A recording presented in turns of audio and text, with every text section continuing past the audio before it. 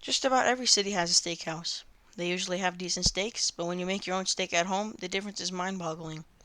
Today we'll be using halal bone-in ribeye. For any Muslims out there, you can find ribeye in most halal butcher shops, but if you can't, they have it for a different price at Safeway. Steak is not a very complicated food. You don't need any special equipment, and the ingredients are available in just about every American kitchen. Like I said before, we're using bone-in ribeye.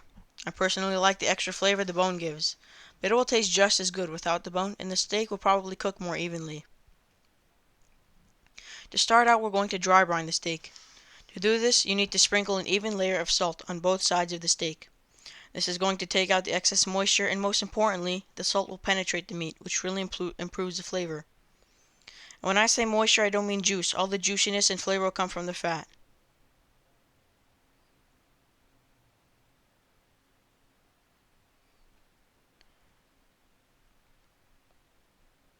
Now we're putting these beautiful steaks on a cooling rack for air circulation, and we left it to dry brine in the fridge for 6 hours. This step is completely optional, by the way. While the steaks were dry brining, we made some rice. I'm not going to go into much detail. We washed 3 cups of brown rice and a fourth cup of quinoa 3 times to wash out the starch.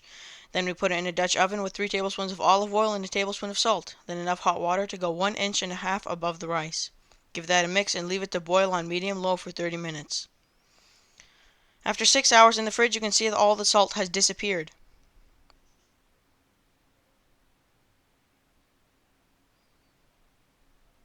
We then season the steaks with freshly ground black pepper. Make sure it is freshly ground. And garlic powder on both sides, and make sure you put an even layer. For today's cook, we're using this cast iron pan. It is quite large, but we are making 8 steaks. If you're only making 1 steak, then a 12-inch pan is great. We're also going to be using a propane grill. You could cook inside the house, but you would have to open all the windows, which isn't practical. A propane grill delivers the perfect amount of heat.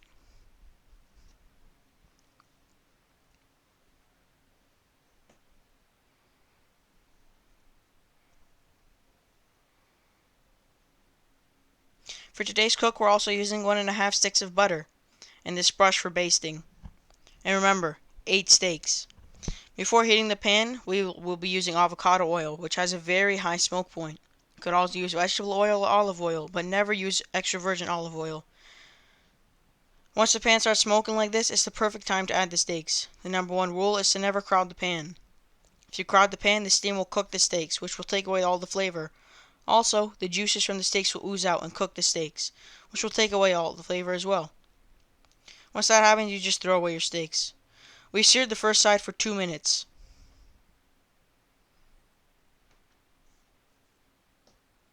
After about a minute, we added a quarter of our butter.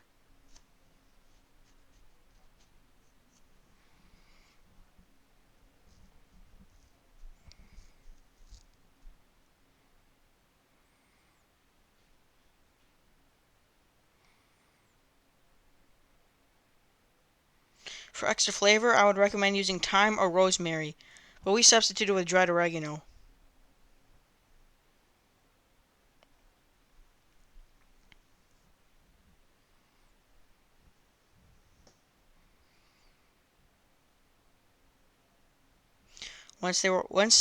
After about 2 minutes, we flipped the steaks. Once they were all flipped, we used the brush to baste the steaks.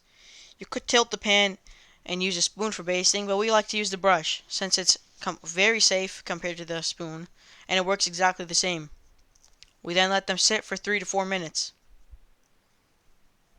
We flipped it over again to make sure we got a beautiful crust, and after a minute, the steaks were done.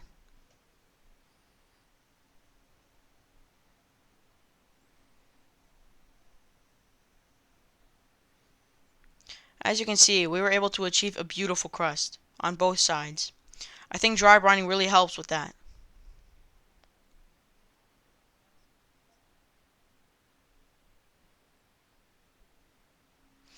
If you want to see how our rice came out, we did add broccoli and string beans, for a healthy side dish.